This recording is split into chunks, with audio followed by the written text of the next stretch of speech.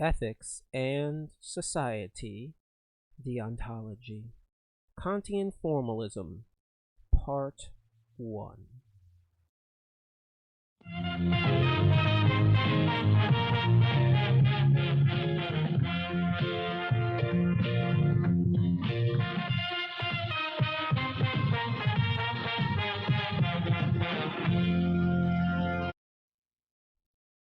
Yes, the feature presentation. Kant, Deontology, Kantian Formalism. All right.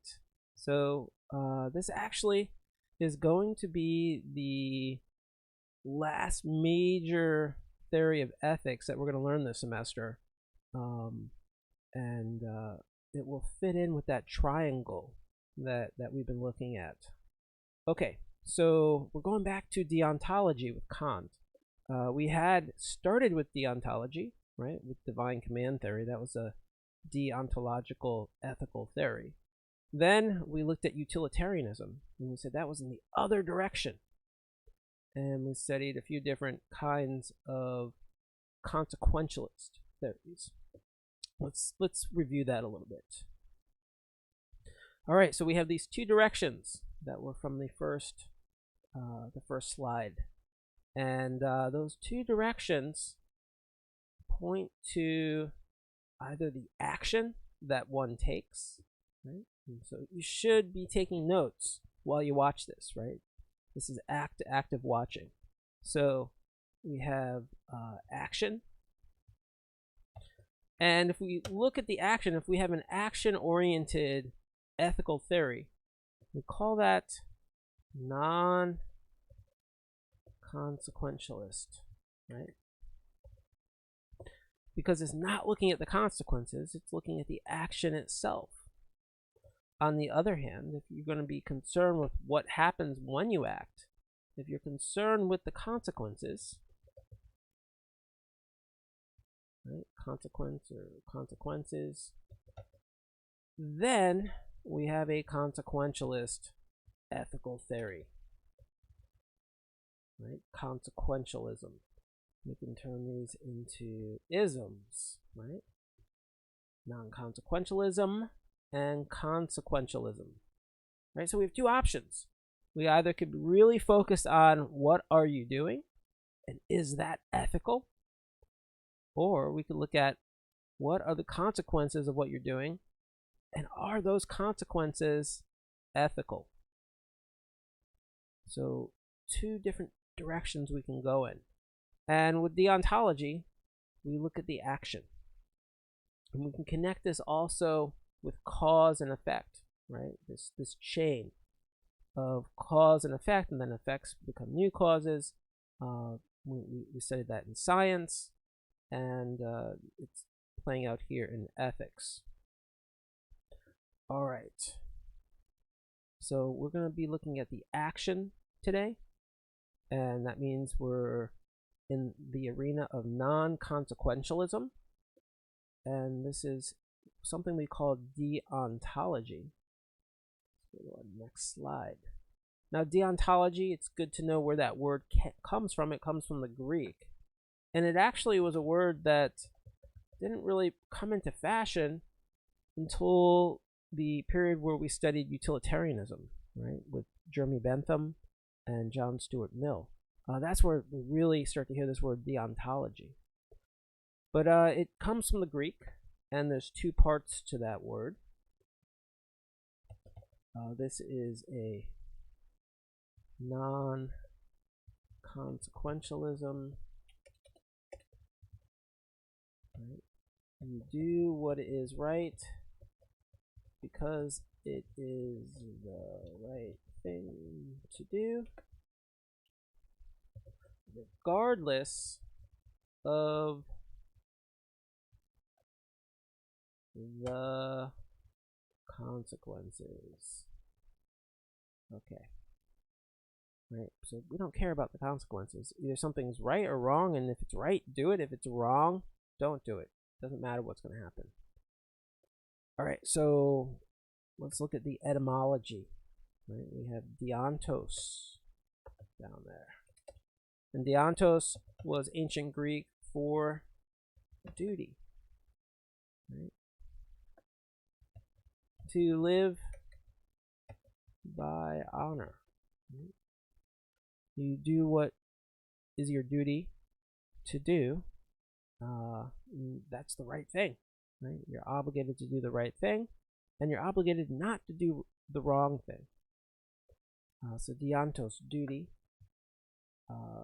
Sometimes call these obligations. To either do something or not do something.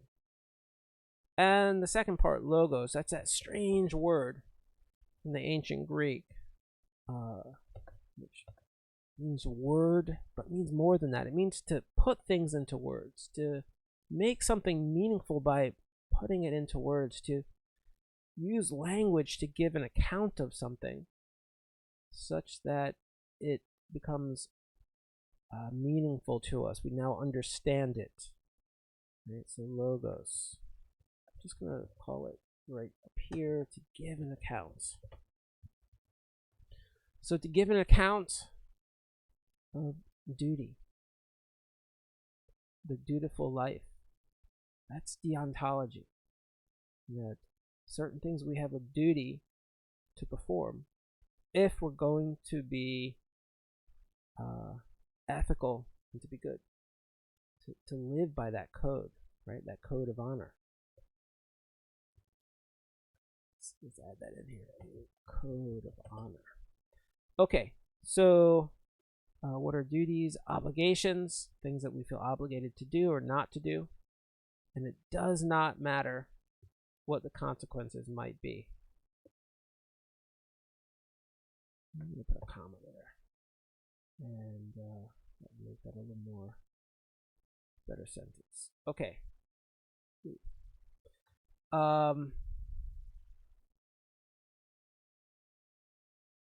So deontology uses duty-based reasoning. Right? We talked about this before. We compared it to utilitarianism that used a different form of reasoning. Right? We said it was a means and ends-based reasoning.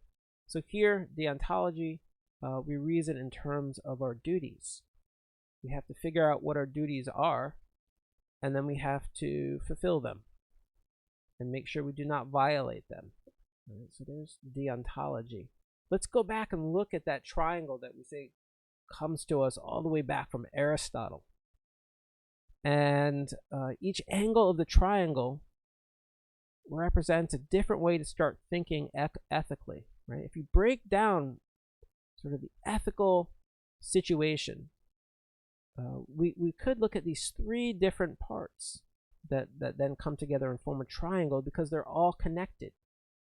We just talked about before the action, right, and being concerned with what's the good action. Then there's the consequences. What are the good consequences? And ultimately, what does it mean to live a good life?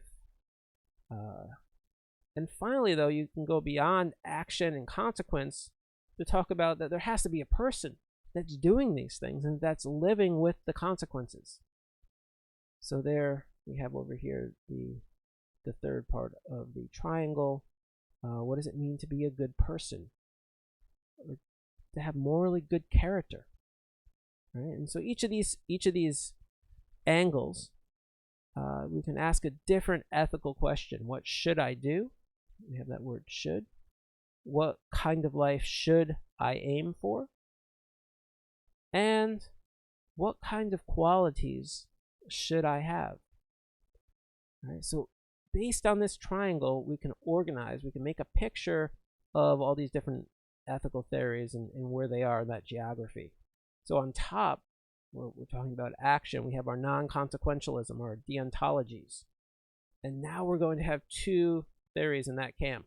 We have the divine command theory, which we've already studied, right? Where we have a divine absolute authority that tells us what we should and should not do, what actions are permitted and what are not. And now we're going to have a second deontology. We're going to have Kantian formalism. And we'll be going through that right now in this first video, and then we're going to have a second part. to have more bite-sized chunks. If we look over at the consequences, right, we have consequentialism, and we actually had 3 ethical theories there. We have the ethical egoism, right, and we said ethical egoism is a lot like utilitarianism, the 2 utilitarianisms we studied, except it does not have the principle of altruism, right? You don't care about other people, you just care about yourself. What are the consequences for me? And the right thing to do is that which gives the best consequences to me. There's also an ethical theory called psychological egoism. And there it adds another principle that the concern for just what happens to me is something built into our psychology, and everybody is like that. It's just a part of our nature. Right? So that's another version of ethical egoism. You could add that in, that this is just a part of human nature, and everybody is like this, whether they realize it or not. All right, what were the other 2 utilitarianisms? We had act utilitarianism, and that comes to us from Jeremy Bentham, where you're sort of looking at more the immediate and connected results from a specific action. And then we had rule utilitarianism, which was John Stuart Mill trying to deal with some problems he sees in act utilitarianism. And instead he's looking at, what if an action was a rule? Everybody did that in that situation, and then what would be the consequences, and then let's judge those consequences to determine whether or not we're going to take that action. Okay, so we have those 3 consequentialist ethical theories, and then we had virtue ethics, and we had 2 different virtue ethics, right? We had Aristotelian virtue ethics, and we looked at the 12 main virtues, and how each of those virtues exists on a continuum between 2 vices, a vice of deficiency and a vice of excess, that we can sort of fine-tune who we are. We can try to find that sweet middle point where we will best flourish.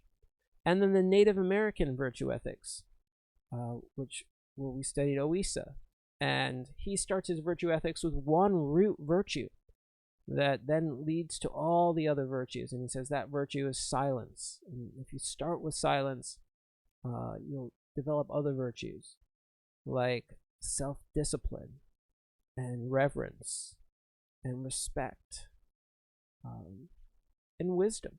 Right? To learn something, you need to be able to learn from others, learn from the world, and to do that, you have to silence yourself. You have to quiet yourself down in class, right? To gain more. A student who's quiet in class because they're listening is going to get more out of that class than someone who keeps talking to their neighbor, or checking their phone, or surfing on another tab that's open, that's side by side with this video. That person's going to get less out of it, right? Because they're not completely silent. They're involved in they're listening to other things. They're involved in other conversations. Okay, so we have these virtue ethics. And now we've got to figure out what this Kantian formalism is. Okay, before we get there, fortunately, there's quite a bit of video that is now public domain, and all the videos I'll be showing you today are coming from archive.org, which has a large collection of video media that is not copyrighted. And so I hope you're having fun. In this next video, you're going to see just how much fun can be had in life. This is more fun than chasing squirrels. I'm a lucky dog to be going along on their vacation. Hi, fellas. Funny-looking dogs. Sure grow them big out here. Hey, we're coming to a stop. Must be time for supper. Good, because I'm hungry. Bet if it weren't for Gainsburgers, I wouldn't be here at all. Because Gainsburgers go anywhere. They don't have to be refrigerated like canned dog foods.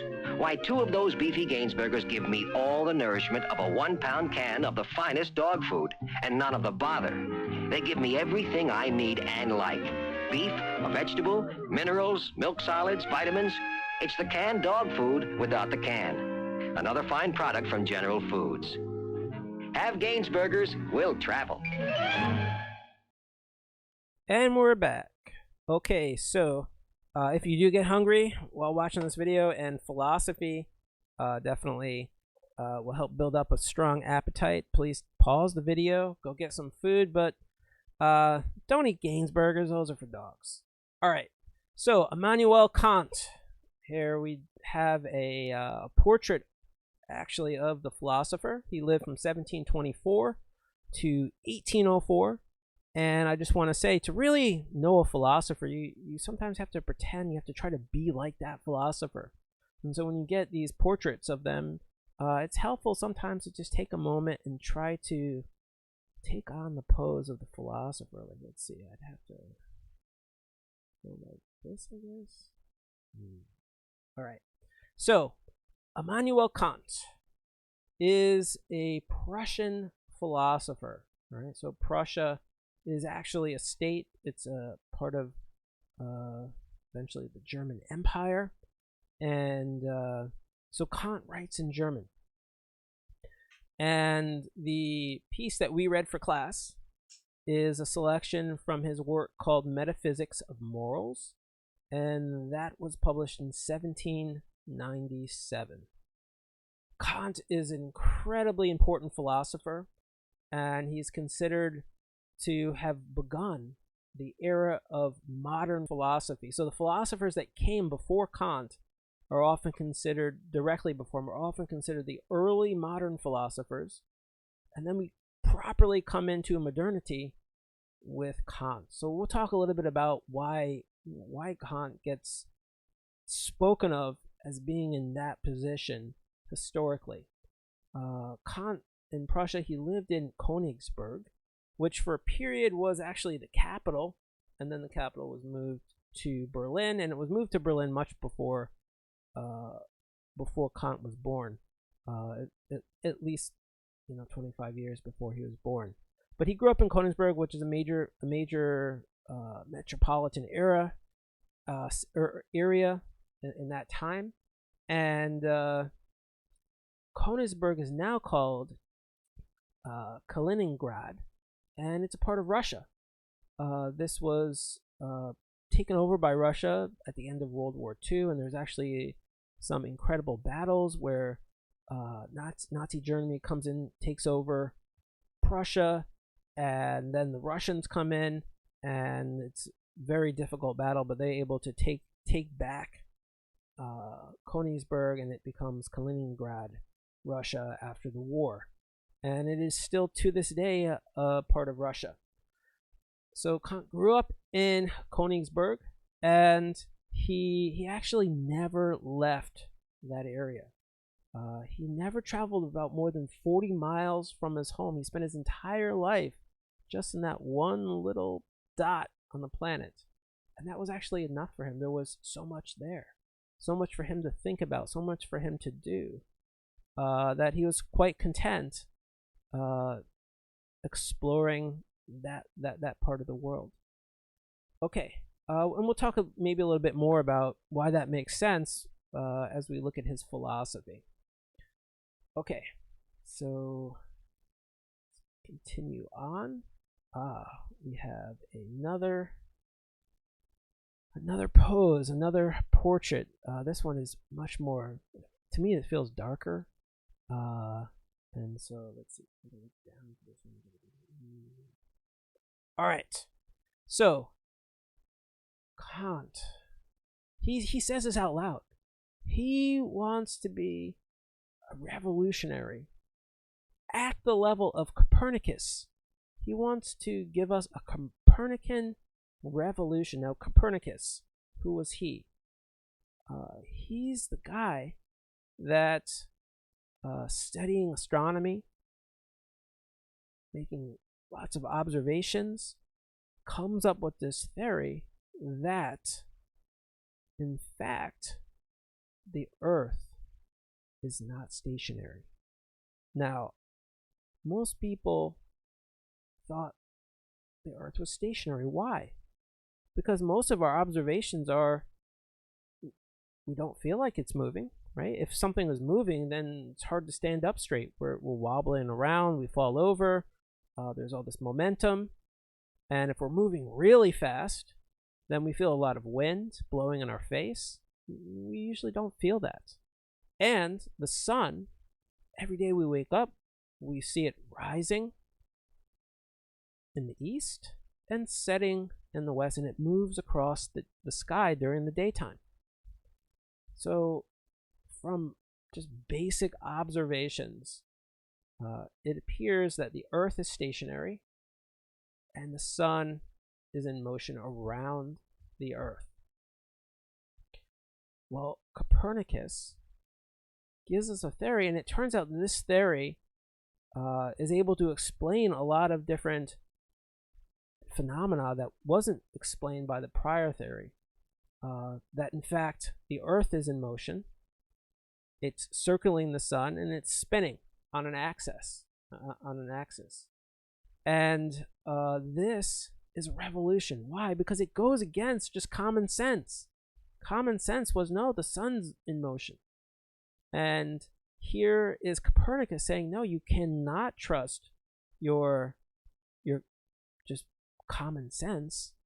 That in fact, common sense is giving us something that's incorrect. And in this other theory that's also based on observations, better explains all this different phenomena that we experience when you really study celestial motion. Okay, so this is a revolution. And if we accept Copernicus's theory and we are persuaded by his arguments, then we live in a new world, right? We live in a new world where the Earth is spinning at incredible speeds and circling the sun at incredible speeds, and we can't trust common sense as much anymore. Okay, so Kant wants to do the same thing in philosophy, something where he turns everything upside down, where our common sense turns out to give us wrong information, a wrong conclusion. And he does this by looking at our basic experience, right? And he says, when we talk about experience, people just naturally say, I see things, right? I get up, I walk around, I see people in front of me, I see my apartment, I see other people, I see things external to me, and I actually see them. They're there, right there, and I point, and this is what I see. And Kant says, well, let's think about that actually. What do we actually see? What we're seeing actually is something being generated inside our mind. Some sort of representation. Right? He comes to the conclusion that all experience, all sort of understandable experience, is representational. And that the representation is something that's generated in our minds. So that we're actually not seeing the person out there. We're seeing something within ourselves that has been created within our mind to represent that person out there. So he's done that flip, right? Instead of the Earth is stationary, the sun is in motion, where Copernicus flips it to the Earth is in motion and the sun is stationary relative to the solar system. Here in experience, he's flipped it. We no longer experience the outside. We only experience the inside. Our mind, in some ways, is not conforming, giving us access to the outside. The outside is conforming to the inside, to how we represent things.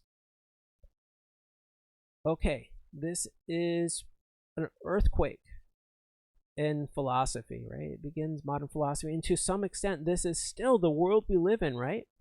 That experience is something actually inside our mind, and it doesn't feel like that. But when we think about it, we come to that conclusion that it's actually what I see is something that's generated inside my mind. Okay.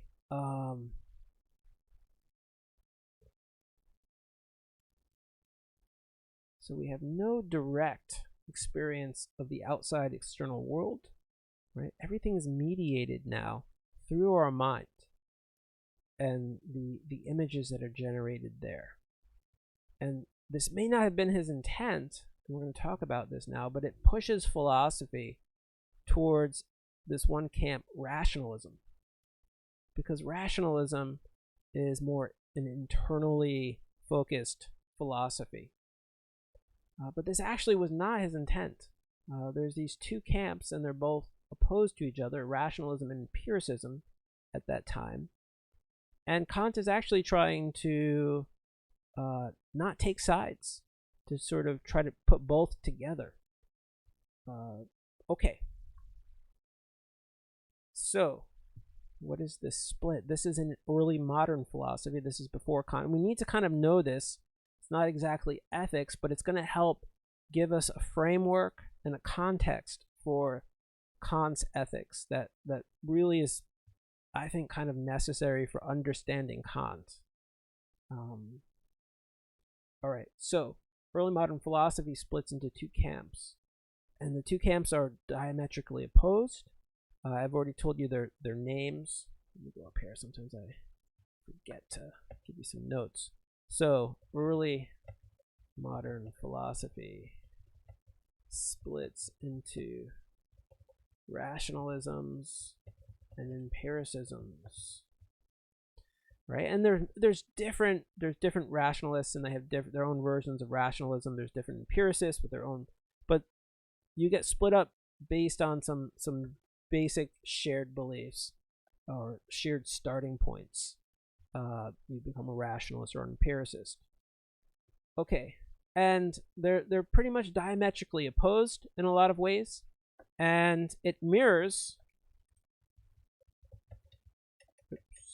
the antagonistic relationship between religion and science. Okay. I'm taking a lot of this from philosopher William James, who's trying to deal, and he's looking at this conflict between these two diametrically opposed positions, and he's looking at Kant as someone who's trying to mediate between them, and who doesn't necessarily do that in the end. It may push philosophy more into rationalism, and science becomes more part of empiricism. So William James is writing a lot about this. I'm going to use a lot of his language, and we happen to on campus have a building, the building we meet at, which is the William James building, right? James Hall, and so I think that's appropriate in some connected way. I like it. Okay, so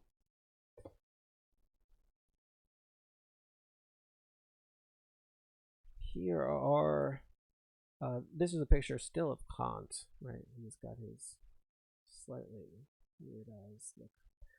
Okay, so some of the major rationalists are Descartes, who probably if you haven't heard of his name, you've heard of one of the famous phrases that gets associated to him, I think, therefore I am. And Spinoza, Leibniz, these are famous rationalists that come before Kant. Then we have some famous empiricists that come before Kant: Locke, Berkeley, Hume. And I can't get too much into these different philosophies, these different camps, but let's just get a taste.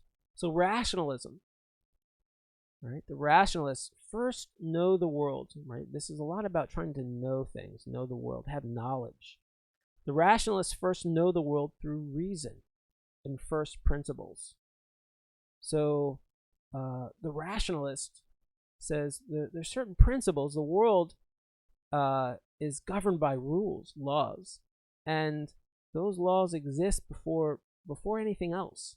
And we happen to have access to those because we are rational creatures, right? We are able to think rationally, and therefore we have access to the principles of logic, of rationalism, if we just think about it enough.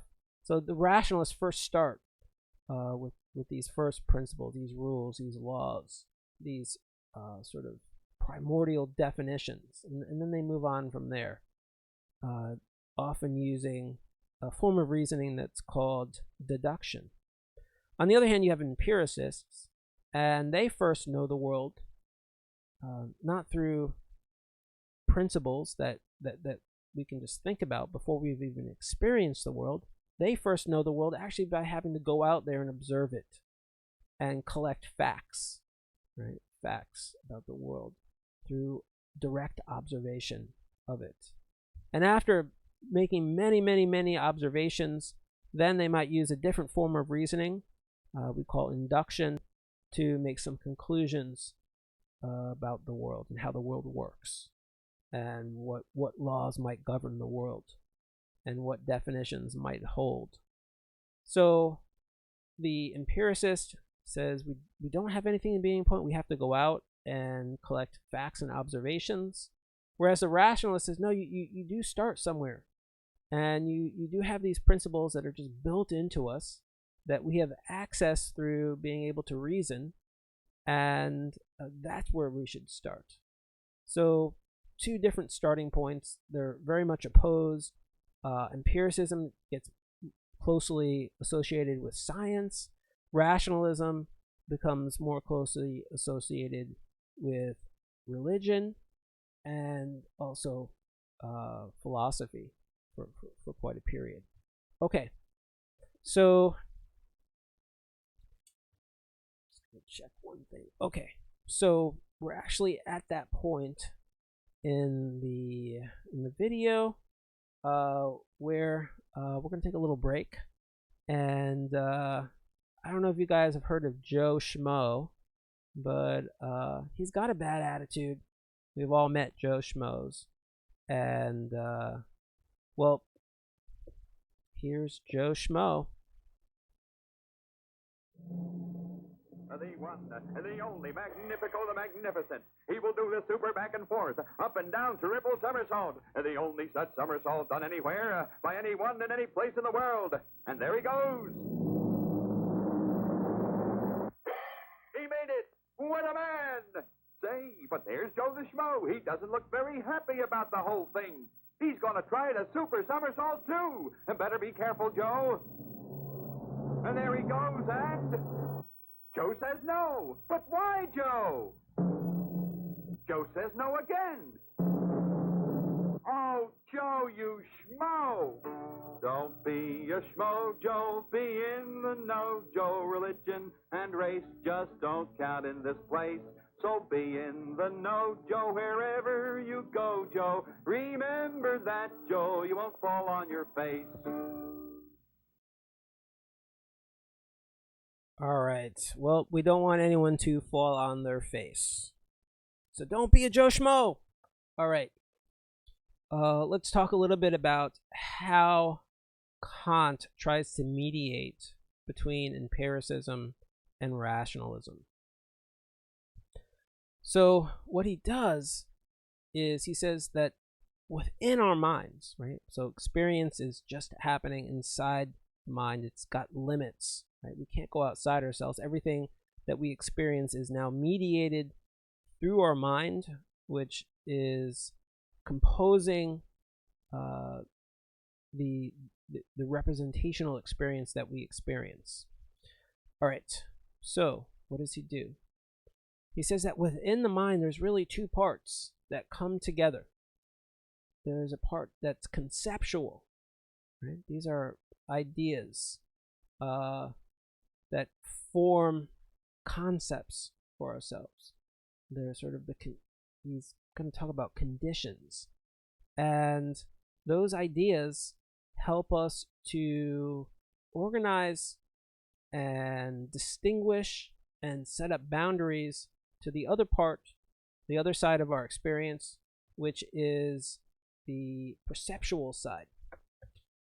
So William James calls these concepts and percepts, and Kant doesn't necessarily use this terminology.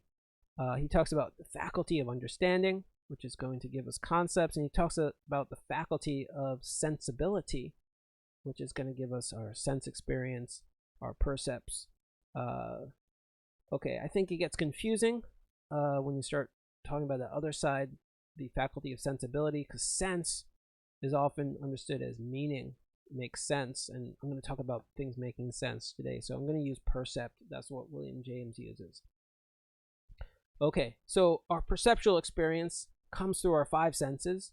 So through eyes, we see a bunch of color, right? If we have color vision, we just see all this color.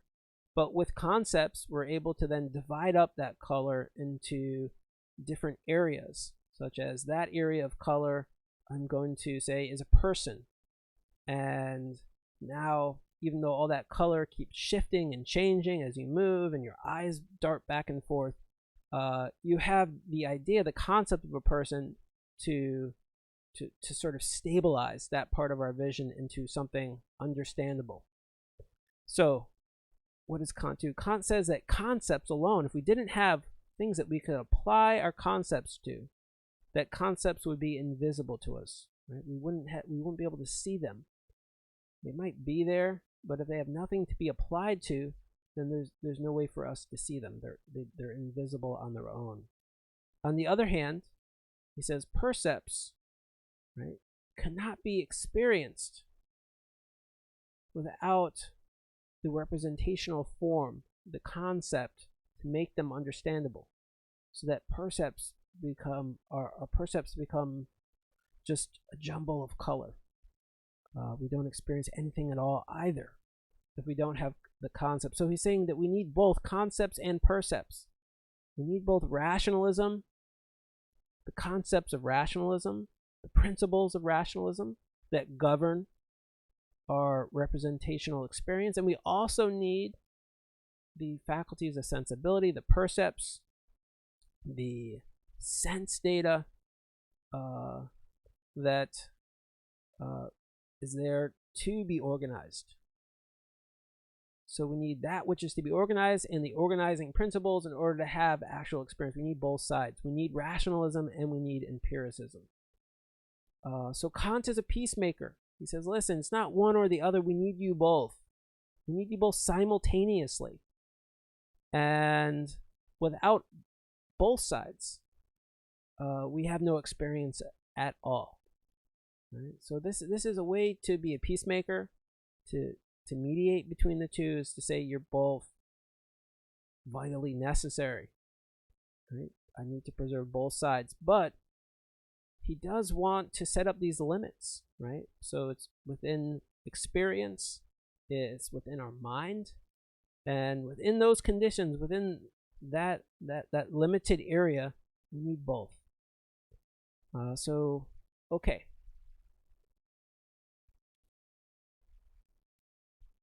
So for Kant, with ethics, he also aims to be a mediator, a peacemaker, right? Sometimes called a mixed philosopher. Not exactly one side or the other. He wants to bring both sides together. And so how does he do this in ethics? Well, there's sort of two sides to ethics, and you could say it could somehow connect up to empiricism and rationalism, would take some work. But one side is theory, thought. Right? We have lots of people who spend a lot of time thinking about what is right, what's morally right, what's morally good, what's wrong, what's morally wrong. So there's thought, and then there's action, right? Doing something. And we also know people who are great at acting and act all the time, but they don't really spend too much time in thought. Right? So we have some who are action-oriented, and then we have other people who think a lot about the right thing to do, but they never do anything. right? So Kant is going to mediate between thought and action. Right? Ethics is going to become neither theoretical nor purely action. It's going to be thoughtful action, reasoned action, principled action. Right? We need to have both in order for something to count as ethics for Kant. Okay. Oh, by the way, this is a picture of a dinner party at Kant's house, and he actually thought it was a waste to eat alone, and thought it was important to eat with others. So, he had sort of a lot of rules also, so he didn't want to just have a dinner party. He had some rules set up for the dinner party in terms of what we would discuss first. We might discuss the news of the day, and then we might move into some food, and then we'd talk up some philosophy, right? We'd get deeper discussion. He also thought that, a dinner party you shouldn't feel like, I can't say anything. This is a time to just throw ideas out there. And so he said, whatever people say at the dinner party stays at the dinner party. So we can all feel comfortable just discussing and trying out different ideas and not feel like we're going to now be painted as having that idea. Okay.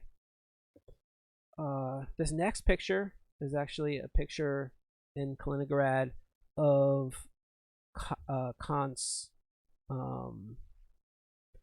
his memorial, and I guess a tomb is there. And let me just go back 2 slides. This picture right here is of Kant's house, which no longer stands, unfortunately, but there's a plaque there. If you're ever visiting Kaliningrad in Russia, you can go check that out. All right. So Kant is called a critical philosopher.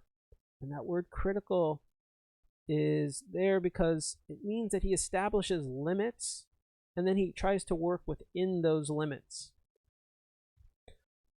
So we call that a critical philosopher. And we know that he set up the limits of experience. We can't get outside ourselves. It's all eternal.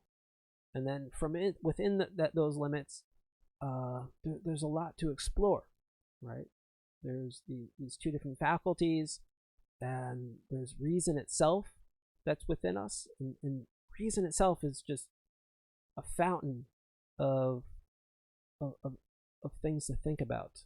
So we could see setting up limits and then exploring finding that there's so much to explore and think about within those limits is important to Kant. And we see how he never went more than 40 miles from Königsberg. He sort of set up limits in life and then explored as much as he could within those limits. Okay, he's also called a transcendental philosopher. And the word transcendental means that he studied the conditions of things, like the conditions of thought, the conditions of our sense experience, right? Our 5 senses. He thought part of those conditions were that we needed to create an image that was spatial and an image that was temporal. Right? Time and space are no longer things outside us for Kant. They're a way of organizing our sense experience. Okay, and then the transcendental conditions on the other side, in the faculty of understanding, he looks at sort of basic, what he calls categories of thought, ways in which we form thoughts themselves. Things like we need an idea of unity and difference to think about anything, right? With same and different, they're just basic ideas that get applied to all our thoughts. Right? If we don't have a sense of same and difference, then how do we distinguish between things? And how do we say something is not different? That it's the same thing. If we can't do that in our thought, then it becomes very difficult to have any thought at all.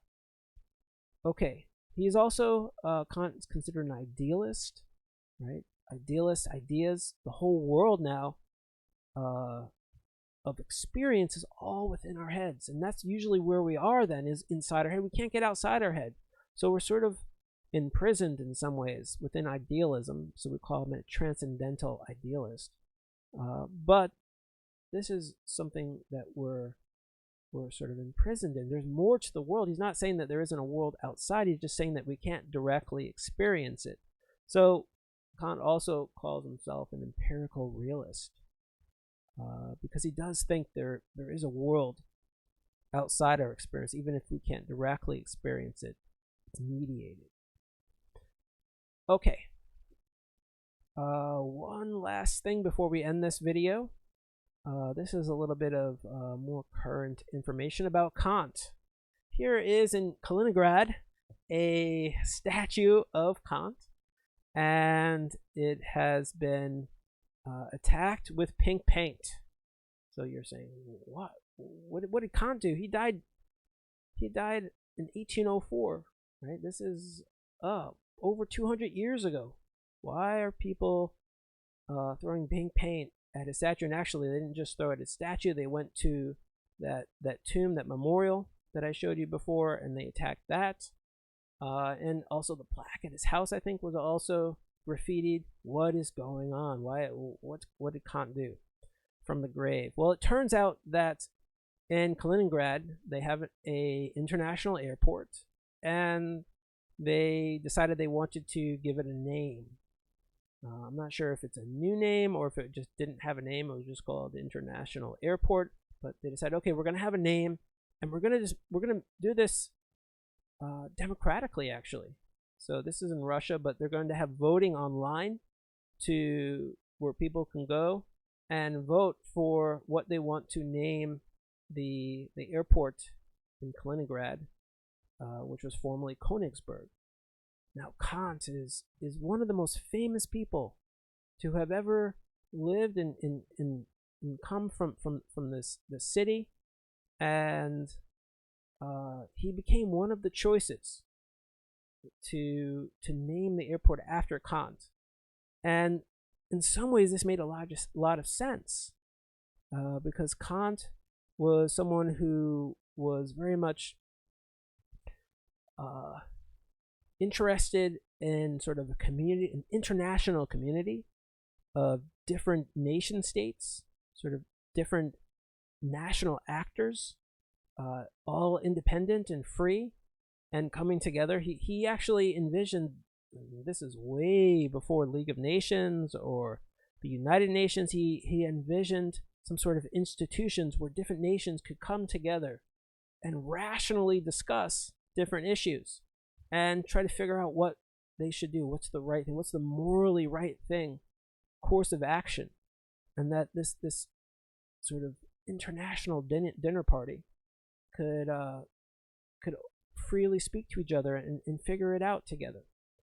So an international airport actually makes a lot of sense to be named after Kant. And maybe all airports should be named after Kant. So they had this voting, and it turned out there was a lot of people who were very against naming the airport after Kant, because Kant was not a Russian, right? He was a Prussian, and he wrote in German. He's often called a German philosopher. And this went against the sensibility of extreme nationalists in Russia who wanted to name the airport after a Russian, not a Prussian or a German. So they did have the vote, and unfortunately Kant lost. The other two big names was the army, the Russian army general that was most responsible for taking the city of Königsberg during World War II, where then after the war becomes Kaliningrad. And there was also a period where Russia actually took over Königsberg for a short period, and the I guess queen at that point, she was another name that was put forth because she was a Russian who had temporarily taken over. And actually, that was while Kant was alive. Königsberg changed hands for a period, and it said that Kant got along well with the new Russian rulers, and then they decided to abandon Prussia, Königsberg. Okay, so the Queen ends up winning, and Kant ends up getting pink paint all over himself. Okay, this concludes the first part. This part has basically given you a little bit of the background of Kant. It's gone a little bit into his basic philosophy, his aim in philosophy. The next video, we're going to go deeper into his actual ethical theory. It's a deontology. We can call it a Kantian formalism. And that's what we'll be doing next. See you soon.